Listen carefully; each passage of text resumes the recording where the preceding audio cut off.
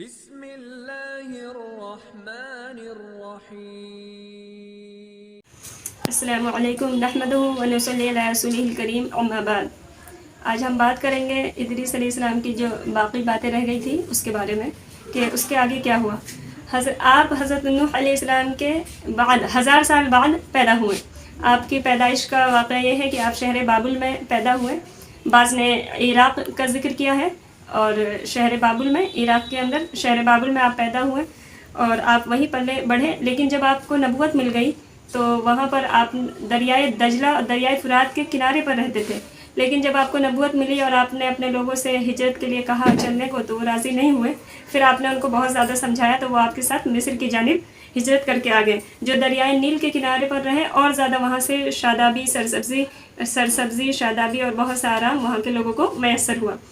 اور آپ کے بارے میں کوئی خاص ذکر نہیں ہے، نہ آپ کو بہت ساری کتابیں دی گئی، نہ آپ کو کوئی نئی شریعت یا نئی کتاب دی گئی، وہی ہے جو آپ آدم علیہ السلام کی نبوت کو لے کر چلے۔ لیکن ہاں، آپ کو حوالوں میں اور قرآن کریم کی آیتوں میں اور حدیثوں میں حوالہ ملتا ہے کہ آپ کو کوئی بڑی کتاب نہیں دی گئی، نہ نئی شریعت دی گئی، مگر آپ کو 30 صحیفے دیے گئے۔ صحیفے ان کتابوں کو کہتے ہیں، چھوٹی کتابیں جیسے آج کے ٹائم پہ جسے ہم رسالہ کہتے ہیں۔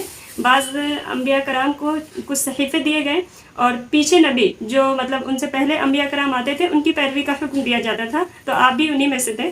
آپ نبی تھے لیکن آپ نے پیروی اپنے والد یعنی آدم علیہ السلام کی۔ اور بڑی کتابیں آپ کو نہیں دی گئی، جیسے کہ آسمانی بہت بڑی کتابیں کچھ انبیاء کرام کو دی گئی جن کا ذکر انشاءاللہ آگے آئے گا۔ اور قرآن کریم میں آپ کا 2 مرتبہ ذکر کیا گیا ہے، ایک مرتبہ سورہ مریم میں آیت نمبر 56-7 یعنی 56-57 میں کہ ذکر کیجئے ادریس علیہ السلام کا، اور دوسری مرتبہ سورہ انبیاء میں آیت نمبر 85 یعنی 85 میں آپ کا ذکر کیا گیا ہے۔ اس میں بھی آپ کا نام ادریس پکارا گیا۔ 2 مرتبہ آپ کا نام لیا گیا قرآن کریم میں اور 2 بار ادریس لیا گیا، اور آپ کے بارے میں کہا گیا کہ آپ نبی تھے۔ تو اللہ تعالیٰ نے آپ کو جو نبوت دیا اور آپ نے وہ تمام کام کیے جب تک آپ زندہ تھے۔ آپ کی زندگی میں یہ کام چلتا رہا، آپ اپنی قوم کو سمجھاتے رہے اور آپ شہر بابل سے ہجرت کر مصر کی جانب گئے، اور وہیں پر اور آپ کے بارے میں کوئی معجزہ خاص نہیں ہے، نہ کوئی عجیب واقعات ہیں، نہ بہت ساری چیزیں آپ کے بارے میں ہیں، یہی تھی جو میں نے بیان کی۔ لیکن ہاں، آپ کی موت کا واقعہ تھوڑا عجیب ہے۔ حضرت ہلال بن سیاد کہتے ہیں کہ ابن عباس رضی اللہ عنہ نے حضرت قاب سے پوچھا کہ قرآن کریم کی ایک آیت ہے وَرَفَعْنَاهُ مَكَانًا عَلِيًّا، اس کا کیا مطلب ہے؟ تو بتایا اس کے بارے میں انہوں نے تفسیر کی، تشریح کی پورے طریقے سے کہ ادریس علیہ السلام کو اللہ تعالیٰ نے ایک مرتبہ وحی کی کہ اے نبی، اس وقت جتنے لوگ موجود ہیں آدم علیہ السلام کی اولاد میں سے، میں ہر دن آپ کو اتنی نیکی دیتا ہوں۔ تو انبیاء کی صفت ہے کہ نیکی کی اور زیادہ طلب کرنا۔ تو ادریس علیہ السلام نے سوچا کہ جب مجھے اللہ اپنی جانب سے اتنی نیکی دے رہے ہیں تو میں کوئی ایسا عمل کیوں نہ کروں کہ میرے لیے اور زیادہ نیکی بڑھا دی جائے۔ تو انہوں نے سوچا کہ ٹھیک ہے، مگر مجھے یہ پتہ چلے کہ میری ابھی عمر کتنی باقی ہے کہ مجھے اور کتنی نیکیاں مل سکتی ہیں۔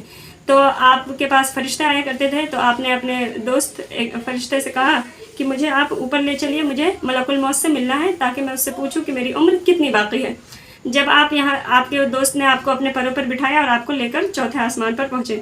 جب آپ 4تھے آسمان پر آئے تو ادھر سے جبرائیل وہ ملک الموت آ رہے تھے، اور انہوں نے پوچھا، فرشتے نے پوچھا کہ آپ کے ساتھ کون ہے؟ تو انہوں نے کہا ادریس ہے۔ تو ان کو بہت تعجب ہوا ملک الموت کو، عزرائیل علیہ السلام کو، کہ اسی کے بارے میں اللہ نے کہا تھا کہ 4تھے آسمان پر جان نکالنی ہے، اور میں سوچ ہی رہا تھا کہ کس طریقے سے آپ کی جان 4تھے آسمان پر نکالی جائے۔ میں نیچے اترنے والا تھا، آپ ان کو اوپر لے کر آ گئے۔ بعض حدیث کے حوالے میں تشریح میں تھوڑی یہ ذکر کیا گیا ہے، اسی واقعے کو الگ سے بیان کیا گیا ہے تھوڑا الگ۔ انہوں نے کہا کہ جب یہ فرشتہ آپ کو لے کر اوپر پہنچا تو ادریس علیہ السلام نے جب ملک الموت کو دیکھا تو پوچھا، اپنے دوست سے کہا کہ آپ ان سے پوچھیں کہ میری عمر کتنی باقی ہے۔ تو انہوں نے ملک الموت سے پوچھا کہ میرے دوست پوچھتے ہیں کہ میری عمر کتنی باقی ہے۔ تو انہوں نے کہا کہ میں دیکھ لوں تب بتاؤں گا کہ ان کی عمر کتنی باقی ہے۔ تو جب ان کو دیکھا تو فرمایا، آپ نے اس شخص کے بارے میں مجھ سے پوچھا جس کی عمر صرف اتنی باقی ہے کہ پلک جھپکتے ہی ختم ہو جائے۔ پھر آپ کی جان وہیں پر نکال لی گئی، اور جب آپ کے دوست یعنی جو فرشتے تھے انہوں نے آپ کو دیکھا تو آپ کی جان نکل چکی تھی۔ یہاں تک آپ کا واقعہ تھا، اور اس پر آپ 4تھے آسمان پر ہیں۔ نبوت میں جب ہمارے نبی گئے تو آپ کی ملاقات 4تھے آسمان پر ادریس علیہ السلام سے ہوئی، یہیں تک آپ کا قصہ تھا۔ اور بس یہ ہے کہ اس میں ہمیں یہ ملا، اس نبی کی اسٹوری سے ملا کہ ہمیں دنیاوی ہنر بھی آنا چاہیے اور تعلیم بھی آنا چاہیے، اور اس تعلیم کو عمل میں بھی آنا چاہیے۔ جو بھی علم ہم سیکھتے ہیں، دنیاوی ہو یا دینی ہو، اس کو عمل میں لے کر آئیں اور اس پر عمل کرنے کی کوشش کریں۔ یہ ہمیں ادریس علیہ السلام کی زندگی سے ملا کہ انہوں نے ساری زندگی ایک ہی کام میں لگا دیا، یعنی پڑھنے یا پڑھانے میں، یا وہ کام جو وہ کر رہے تھے اس میں محنت و مشقت کی، جبکہ آپ بہت سی جگہ ناکام ہوئے، آپ کے بہت سارے لوگ نہ آپ پر ایمان لائے، نہ آپ کی باتیں دی، آپ کو مارا، گالی گلوچ کیا، بدتمیزی کی۔ سب انبیاء کرام کے ساتھ یہ ہوا۔